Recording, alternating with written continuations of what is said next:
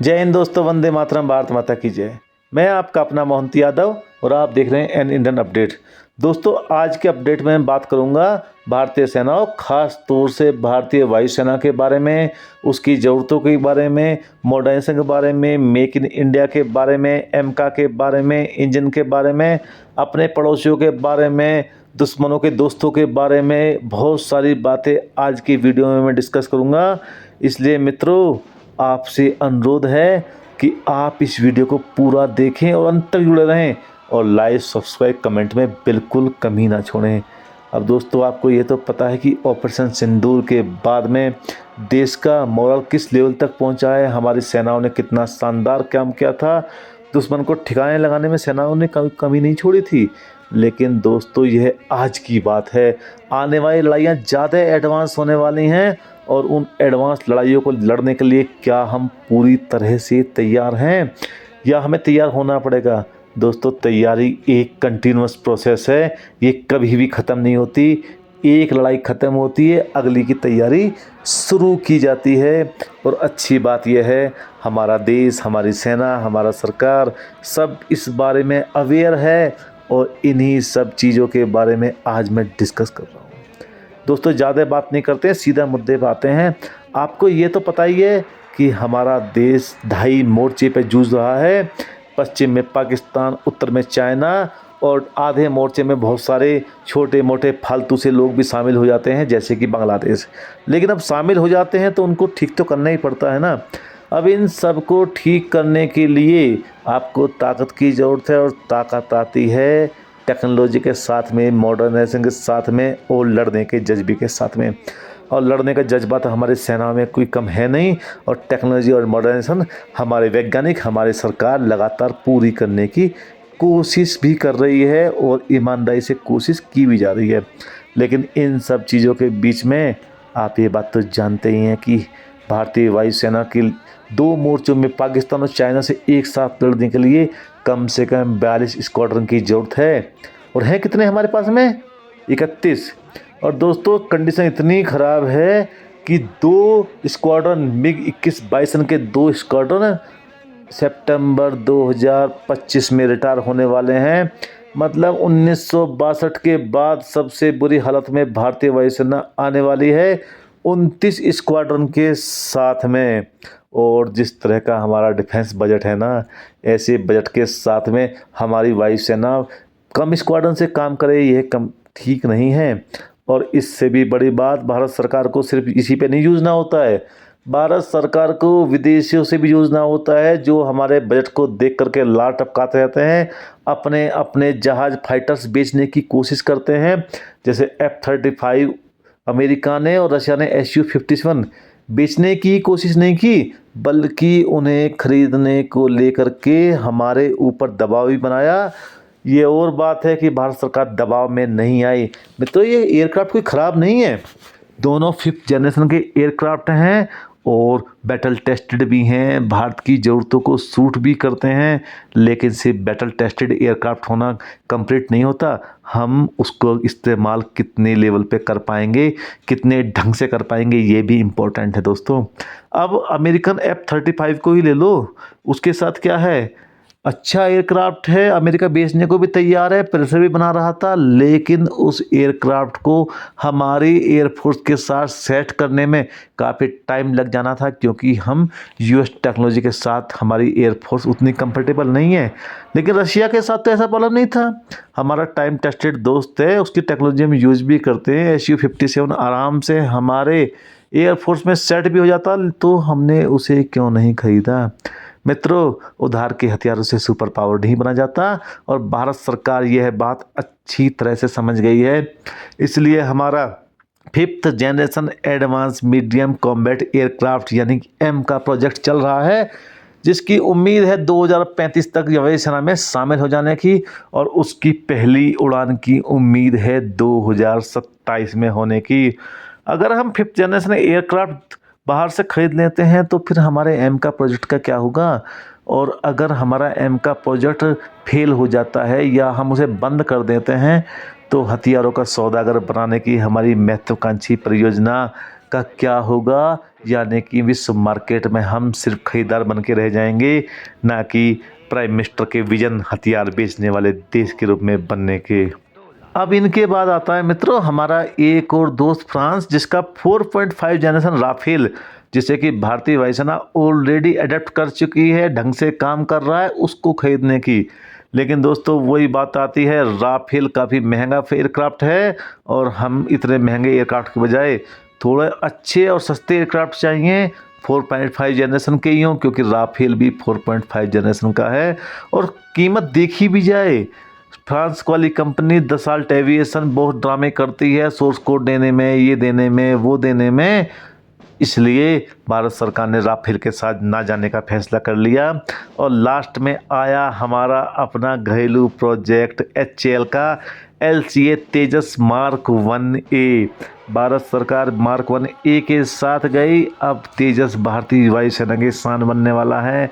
2021 में भी 83 LCA तेजस का ऑर्डर भारत सरकार ऑलरेडी दे चुकी है और नया ऑर्डर दे दिया गया है सीसेस के अप्रूवल के बाद में 62,000 करोड़ के साथ तेजस मार्क 1A के 97 एयरक्राफ्ट का, यानी कि 180 एयरक्राफ्ट 2032 तक भारतीय वायुसेना में शामिल होने की उम्मीद है।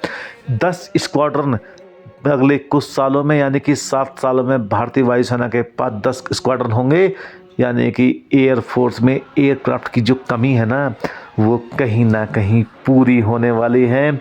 और मित्रों लगभग उसी समय एमका के आने का टाइम भी हो जाएगा और एमका तेजस के साथ मिलकर बैटल ग्राउंड में जो तबाही मचाने वाला है ना, यह सोचकर दुश्मनों में सिरहन पैदा हो जाए तो आश्चर्य की बात नहीं है।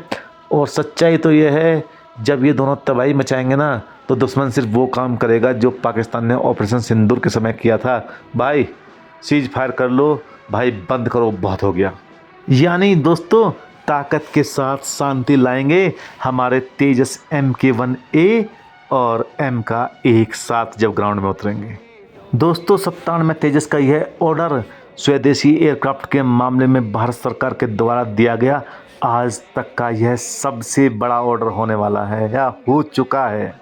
इसके आने के बाद ना सिर्फ हम ज़्यादा मात्रा में एयरक्राफ्ट खरीद पाएंगे, वायुसेना में शामिल कर पाएंगे, बल्कि यह स्वदेशी होगा और आने वाले समय की ज़रूरतों को हम अपने हिसाब से इसमें चेंज भी कर पाएंगे, मॉडर्न वेपन अपने हिसाब से लगा पाएंगे और फ्रांस के साथ रोज़ाना की चिक्स को हम बंद कर पाएंगे। हथियारों के मार्केट में भी हमारा यह प्रतिनिधित्व करेगा, बताएगा कि इंडिया से तेजस आया है बहुत सारी काबिलियत के साथ में।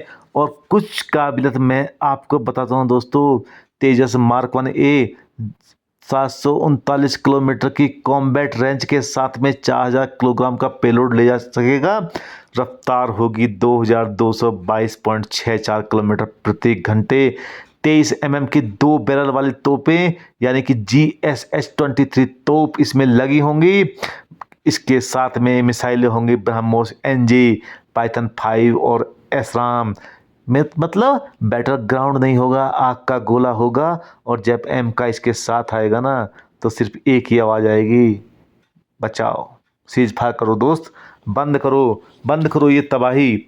और सस्ता इतना दोस्तों, 26 राफेल खरीदे हमें, यानी कि Rafale M marine version 63,000 crore रुपए की नेवी के लिए, और ये 62,000 करोड़ में 97 आने वाले हैं एयरफोर्स के लिए। हाँ, एक अंतर जरूर है दोस्तों, राफेल M डबल इंजन विमान है, जबकि LCA तेजस मार्क 1A सिंगल इंजन विमान होगा, लेकिन हमारी ज़रूरतों को पूरा करने में कंप्लीटली सक्षम है। अब दोस्तों जहाँ तक भारत के डबल इंजन विमान की बात है ना, तो उसके लिए फाइटर स्टील्थ एयरक्राफ्ट M का पर काम चल ही रहा है। 2027 में प्रोटोटाइप की उड़ान पेंडिंग है और 2035 तक उसे वायुसेना में शामिल किए जाने की पूरी उम्मीद है। और इसके आने के बाद, यानी कि एडवांस मीडियम कॉम्बैट एयरक्राफ्ट के आने के बाद में, हम रशिया, चाइना, अमेरिका के बाद में चौथे देश बन जाएंगे जिसके पास काबिलियत होगी 5th जनरेशन एयरक्राफ्ट बनाने की। और ज़रूरत इसलिए भी है दोस्तों, क्योंकि चाइना और अमेरिका तो पाकिस्तान के बहुत अच्छे दोस्त रहे हैं और उनकी दोस्ती कब बहुत ज़्यादा जिगरी दोस्ती में बदल जाती है, कब वो पाकिस्तान के पक्ष में झुक जाते हैं, बहुत ही ज़्यादा पता ही नहीं चलता। इसलिए ज़रूरत है हमें हमारे अपने advance medium combat aircraft 5th generation stealth fighter की। खैर दोस्तों, वापस तेजस के पास आते हैं। तेजस की शुरुआत हुई थी 1980 में और 2006 के पहले ऑर्डर के बाद में 38 तेजस मार्क 1, ध्यान से सुना दोस्तों, 38 तेजस मार्क 1 भारतीय वायुसेना में शामिल भी हो चुके हैं और जिन्हें भारतीय वायुसेना की squad number 18 the flying bullets और स्क्वाड नंबर 45 फ्लाइंग डैगर्स उड़ा भी रही है। मतलब मित्रों, हम एयरक्राफ्ट के मामले में भी सुपर पावर बनने वाले हैं। लेकिन दोस्तों, चीज़ें इतनी सीधी भी नहीं है जितना मैं बता रहा हूँ, इतनी अच्छी भी नहीं जितना मैं बता रहा हूँ। और वैज्ञानिकों से अनुरोध है कि भाई इस प्रॉब्लम को भी ख़त्म करो, क्योंकि अभी भी हम तेजस के इंजन के लिए यूएसए पर डिपेंड है। 99 इंजनों का ऑर्डर दिया था अगस्त 2021 में F404 की डिलीवरी के लिए GE एयरोस्पेस को, लेकिन यूएसए में तमाम प्रॉब्लम के चलते जिसकी डिलीवरी फरवरी 2024 में शुरू हो जानी चाहिए थी, जुलाई 2025 तक सिर्फ 2 इंजन ही आए। लेकिन अब डिलीवरी शुरू हो चुकी है और 12 LCA तेजस मार्क 1A दिसंबर 2024 तक तैयार होने की उम्मीद है। और सारे के सारे 180 तेजस, जी हाँ दोस्तों, 97 नहीं 180, क्योंकि 97 तेजस का ऑर्डर था, अभी लेटेस्ट है 83 तेजस का ऑर्डर ऑलरेडी 2021 में पहले ही दिया जा चुका है। 2032 तक सेना में आने की उम्मीद है, आ चुके होंगे, यानी कि हमारे पास 10 स्क्वाड्रन और होंगे स्वदेशी एयरक्राफ्ट के, और उसी समय एमका के आने का भी चांस आ गया होगा भारतीय वायुसेना में। मतलब अगले कुछ सालों में भारतीय वायुसेना एक बार फिर अपने पूरे रंग में होगी। मिसाइल टेक्नोलॉजी के मामले में तो कोई जवाब ही नहीं है। ब्रह्मोस ने अपना रंग दिखाई दिया है, अग्नि 5 आ ही चुकी है, अब एयरक्राफ्ट बचा है जो कि आने वाले समय में शानदार काम करने वाला है। और तेजस के बाद में, एमका के बाद में दुनिया के नक्शे पर भारतीय वायुसेना छाने भी वाली है। दोस्तों, चीज़ों को इतना सीरियसली लिया जा रहा है कि HAL नासिक में अपनी 30 यूनिट शुरू कर चुका है ताकि प्रोडक्शन में बहुत तेज़ी से हो।